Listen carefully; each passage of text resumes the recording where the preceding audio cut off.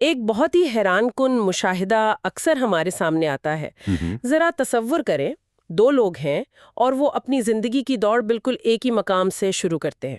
جی، ایسا اکثر ہوتا ہے نا؟ اور ایک کے پاس بہترین خاندانی پس منظر ہے، بے تحاشا وسائل ہیں اور اعلیٰ تعلیم بھی ہے، جبکہ جو دوسرا ہے اس کے پاس وسائل کے نام پر صرف مشکلات ہیں اور ایک خالی جیب ہے. بالکل، ایک بہت ہی کلاسک صورتحال ہے. لیکن 10 سال بعد جب ہم ان دونوں کو دیکھتے ہیں تو پوری کہانی الٹ چکی ہوتی ہے. مطلب وہ بے تحاشا وسائل والا شخص اپنی ناکامیوں کا رونا رو رہا ہوتا ہے اور وہ خالی جیب والا شخص کامیابی کی بلندیوں پر کھڑا ہوتا ہے. صحیح. اور عام طور پر ہم اس فرق کو قسمت یا شاید معیشت یا کسی اور بیرونی عنصر کا نام دے کر آگے بڑھ جاتے ہیں. بالکل، ہم یہی کرتے ہیں. لیکن کیا واقعی ایسا ہے؟ کیا کامیابی اور ناکامی کا دار و مدار واقعی صرف بینک بیلنس یا آئی کیو پر ہے؟ مجھے نہیں لگتا. جی، کیونکہ حقیقت یہ ہے کہ اس کا تعلق ان چیزوں سے نہیں بلکہ اس ایک چھوٹی سی کہانی سے ہے جو انسان ہر صبح جاگنے کے بعد خود کو سناتا ہے. یہ ایک انتہائی طاقتور زاویہ ہے اور اگر ہم انسانی نفسیات کی گہرائی میں جائیں تو ہمیں اندازہ ہوتا ہے کہ یہ جو کہانیاں ہم خود کو سناتے ہیں نا، دراصل یہی ہمارے مستقبل کا فیصلہ کرتی ہیں. بالکل. بیرونی حالات محض ایک کینوس ہیں، لیکن اس پر تصویر کون سی بنے گی یہ اس بات پر منحصر ہے کہ ہمارے ہاتھ میں سوچ کا برش کون سا ہے. بہت خوبصورت بات کہی آپ نے. اور آج کی اس گہری گفتگو میں ہم بالکل اسی سوچ، اسی مائنڈ سیٹ کا نفسیاتی اور عملی سطح پر تفصیلی جائزہ لے رہے ہیں. جی ہاں. ہمارے پاس جو آج کا مواد ہے اس میں محمد فاروق راشد کا ایک انتہائی فکر انگیز مضمون شامل ہے جس کا عنوان ہے دو طرز زندگی، حالات کا شکار یا حالات کا معمار. یہ بہت ہی زبردست مضمون ہے. واقعی. اور ہمارا آج کا مقصد بھی یہی سمجھنا ہے کہ انسان کی کامیابی، ناکامی اور سب سے بڑھ کر اس کے ذہنی سکون کا اصل فیصلہ بیرونی حالات نہیں کرتے بلکہ انسان کا اپنا انتخاب کرتا ہے. 100% ایسا ہی ہے. ہم یہ دیکھیں گے کہ کیسے ہمارا اپنا دماغ ہمیں دھوکہ دے کر حالات کا قیدی بنا دیتا ہے اور وہ کون سی نفسیاتی چابیاں ہیں جو ہمیں ان حالات سے نکال کر اپنی دنیا خود تخلیق کرنے کے قابل بناتی ہیں. تو چلیں اس بات کی تہیں کھولتے ہیں اور دیکھتے ہیں کہ کیسے روزمرہ زندگی میں بظاہر معصوم لگنے والے بہانوں کے پیچھے ہم اپنی ناکامیوں کی کتنی مضبوط دیواریں چنتے ہیں. اس بحث کا آغاز کرنے کے لیے یہ سمجھنا ضروری ہے کہ یہ محض کوئی کتابی یعنی تجریدی فلسفہ نہیں ہے. صحیح. یہ ہماری انفرادی اور اجتماعی زندگیوں کا روزمرہ کا تجربہ ہے. یہ وہ غیر محسوس فیصلہ ہے جو ہم ہر اس لمحے کرتے ہیں جب زندگی ہمیں کسی مشکل میں ڈالتی ہے. نہ کہا گیا ہے. ہم اکثر دیکھتے ہیں کہ لوگ تھوڑی سی مزاحمت کے بعد ہی حالات کے سامنے بالکل ہتھیار ڈال دیتے ہیں. جی، وہ بہت جلدی ہار مان لیتے ہیں. وہ مان لیتے ہیں کہ اب کچھ نہیں ہو سکتا، بس یہی میری قسمت ہے.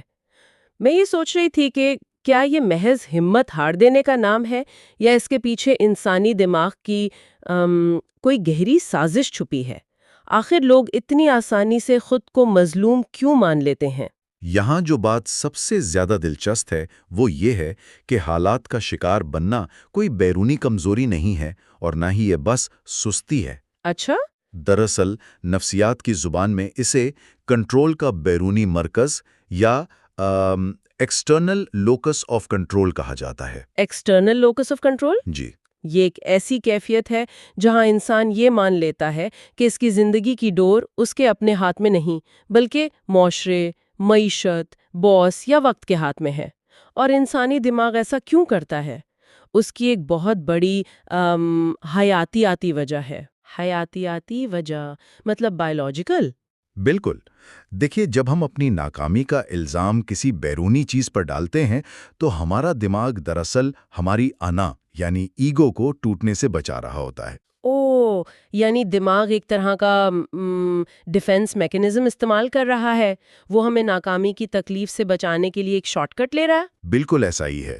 جب ایک شخص یہ کہتا ہے کہ میں تو بہت کچھ کر سکتا تھا لیکن میرے پاس وسائل نہیں تھے، یا میرے رشتہ داروں نے میرا ساتھ نہیں دیا، جو کہ ہم اکثر سنتے ہیں۔ جی ہاں، تو اس وقت اس کے دماغ میں ڈوپامائن نامی کیمیکل خارج ہوتا ہے۔ اسے ایک عارضی سکون ملتا ہے، کیونکہ اس نے خود کو اس بات کی تسلی دے دی کہ میں ناکام نہیں ہوا بلکہ حالات خراب تھے۔ ارے واہ، یہ تو بہت ہی خطرناک ٹریپ ہے نا؟ یہ وقت سکون تو دے دیتا ہے لیکن طویل مدتی بنیادوں پر یہ انسان کو مفلوج کر دیتا ہے۔ جب دماغ نے یہ مان لیا کہ کنٹرول باہر ہے تو وہ کوشش کرنے کا سگنل ہی بھیجنا بند کر دیتا ہے۔ اسے نفسیات میں سیکھی ہوئی بے بسی یا لرنڈ ہیلپلیسنس کہتے ہیں۔ یہ سیکھی ہوئی بے بسی والی بات مجھے ایک بہت ہی عجیب سی صورتحال کی طرف لے جاتی ہے۔ یہ تو ایسا ہے جیسے کوئی شخص ایک کمرے میں بند ہو اور وہ بغیر دروازے کا ہینڈل گھمائے ہی محض دروازے کو دیکھ کر یہ مان لے کہ دروازہ باہر سے مقفل ہے۔ بالکل، اس نے بس یہ دیکھ لیے کہ دروازہ بند ہے اور وہیں زمین پر بیٹھ کے اپنی قسمت کو کوسنے لگا۔ اس نے ایک بار بھی یہ زحمت نہیں کی کہ اٹھ کر ہینڈل تو چیک کرے، ہو سکتا ہے دروازہ کھلا ہو یا اس کی چٹکنی ڈھیلی ہو۔ یہ بہت ہی شاندار تشبیہ ہے۔ ذرا ایک طالب علم کی مثال لیں۔ وہ ایک نمبر سے امتحان میں فیل ہو جاتا ہے اور بجائے یہ دیکھنے کے کہ اس نے تیاری میں کہاں کمی چھوڑی، وہ فوراً کہتا ہے کہ ممتحن نے پرچہ ہی بہت مشکل بنایا تھا۔ جی، اور بظاہر ایسا ہی لگتا ہے کہ ممتحن کا قصور ہے، اور یہی اس مائنڈ سیٹ کا سب سے خطرناک پہلو ہے۔ یہ بہانے، یہ دلائل بظاہر بہت ٹھوس، منطقی اور حقیقت پسندانہ لگتے ہیں۔ مطلب وہ جھوٹ نہیں بول رہے ہوتے۔ دیکھیں، جب کوئی کہتا ہے کہ ملکی معاشیت خراب ہے اس لیے میرا کاروبار نہیں چل رہا، تو معاشیت واقعی خراب ہوتی ہے، وہ جھوٹ نہیں بول رہا ہوتا۔ لیکن مسئلہ یہ ہے کہ اس حقیقت کو ایک ڈھال کے طور پر استعمال کر کے وہ عمل کے میدان سے باہر نکل جاتا ہے۔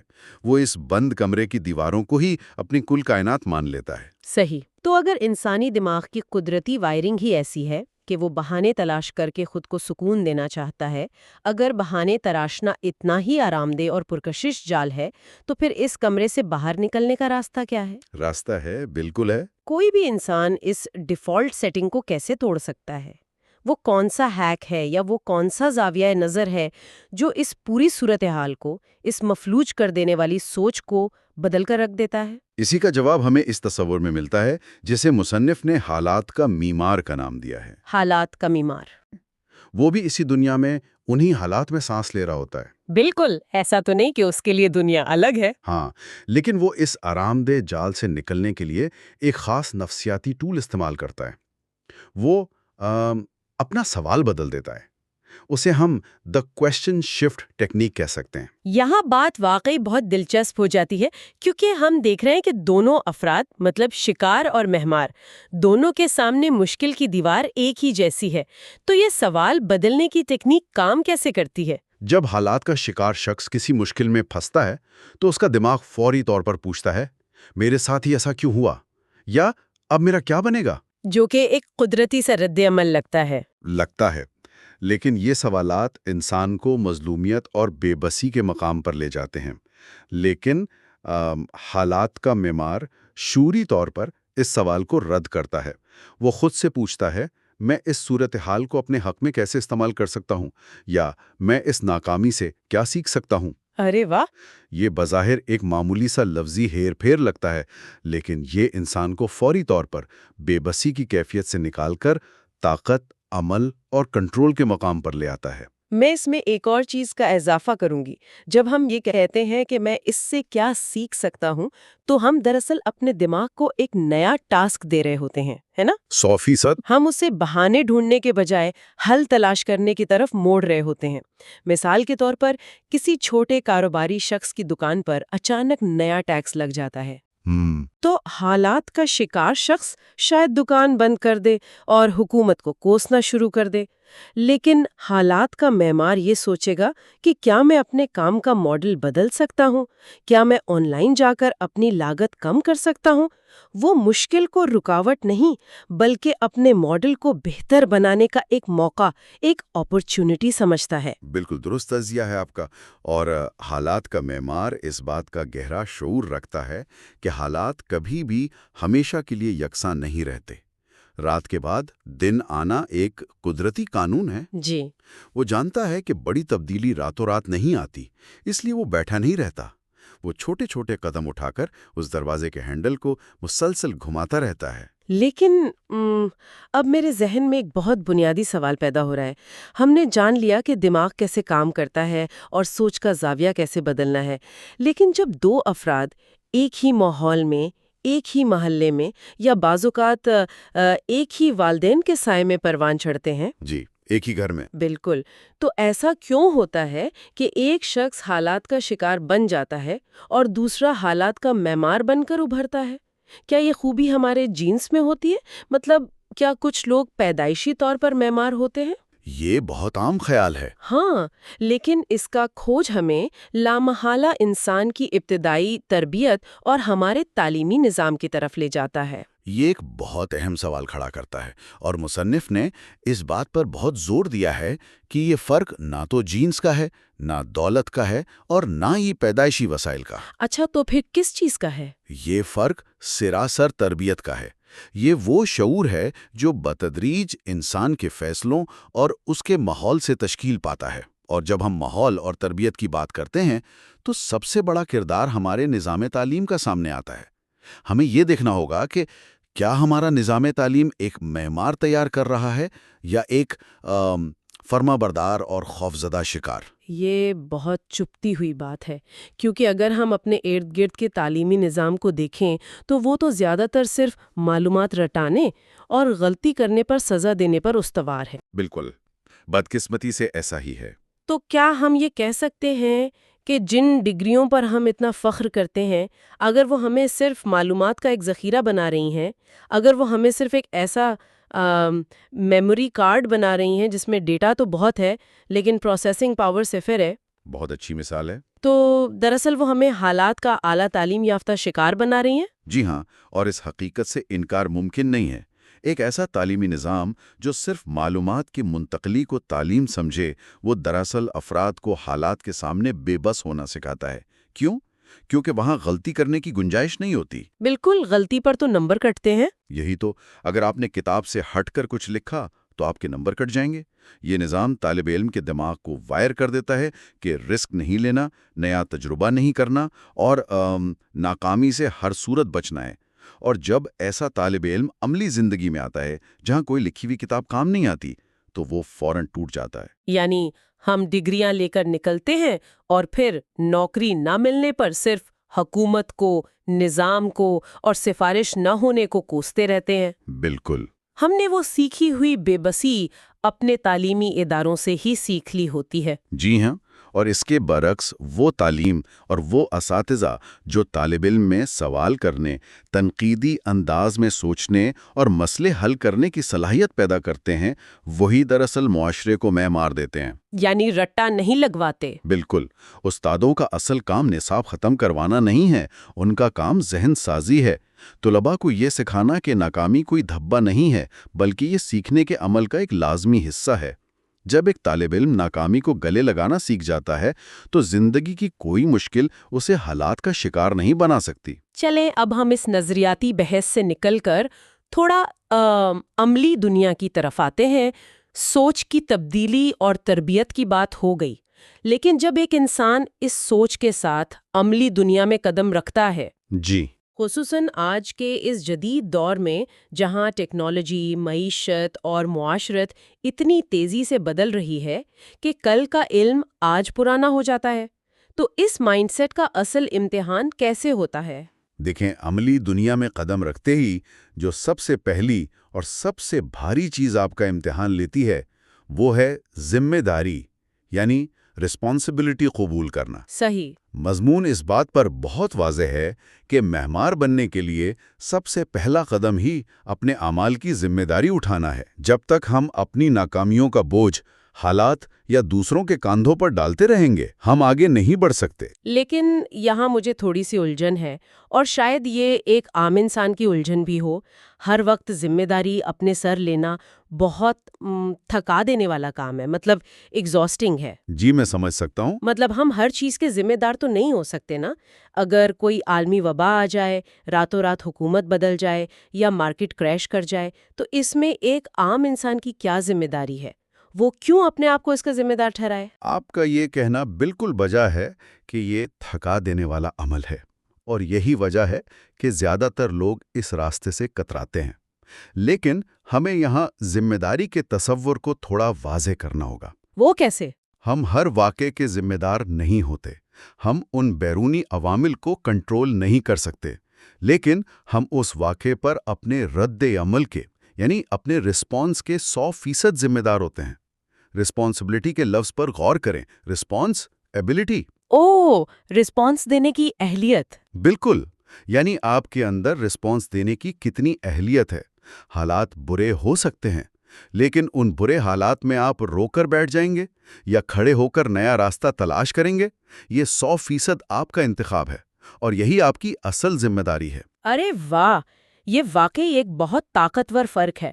یعنی ہم طوفان کے آنے کے ذمہ دار نہیں ہیں، لیکن طوفان میں اپنی کشتی کے بادبان کس سمت میں کھولنے ہیں اس کے ہم پوری طرح ذمہ دار ہیں۔ بالکل، اور آج کے دور میں یہ بات سب سے زیادہ شدت سے محسوس کی جا رہی ہے۔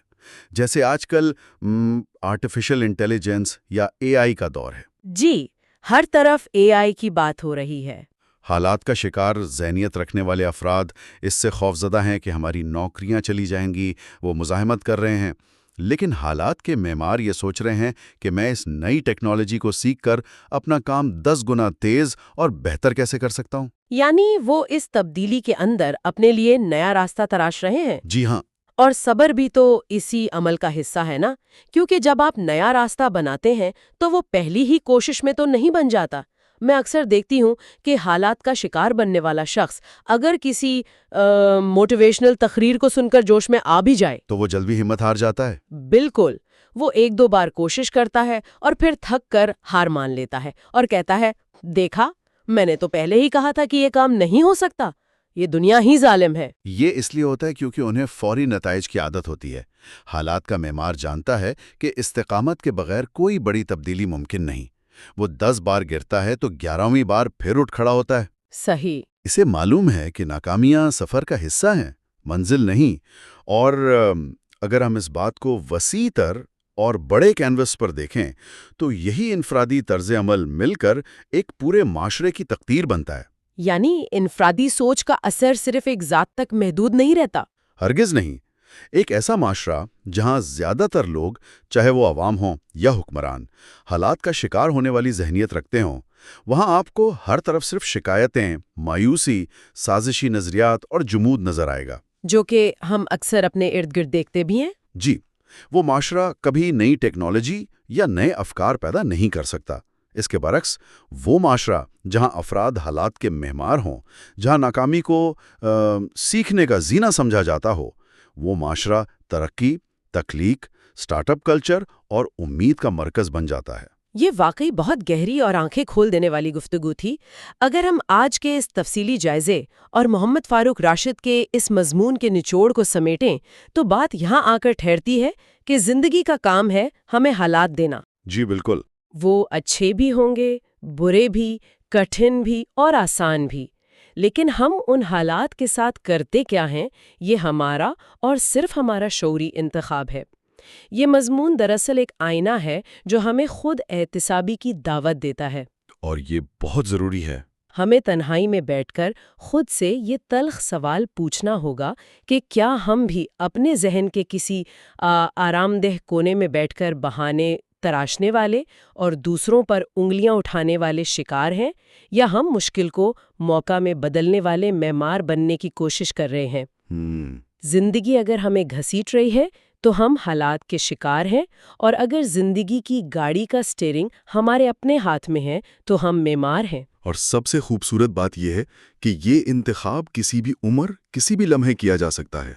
جس لمحے آپ اپنی ذمہ داری قبول کرتے ہیں، آپ شکار کے خول سے نکل کر معمار بننے کے راستے پر قدم رکھ دیتے ہیں۔ ہم نے یہ تو بہت تفصیل سے جان لیا کہ حالات کا معمار ناکامی سے سیکھتا ہے، صبر کرتا ہے، اور اس بند کمرے کا ہینڈل مسلسل گھماتا رہتا ہے۔ جی، لیکن آج کی یہ گفتگو ختم کرنے سے پہلے میں ایک ایسا سوال چھوڑ کر جانا چاہتی ہوں جو شاید اس مضمون کی حدود سے بھی تھوڑا آگے جاتا ہے، لیکن اس پر ہم سب کو شدت سے سوچنا چاہیے۔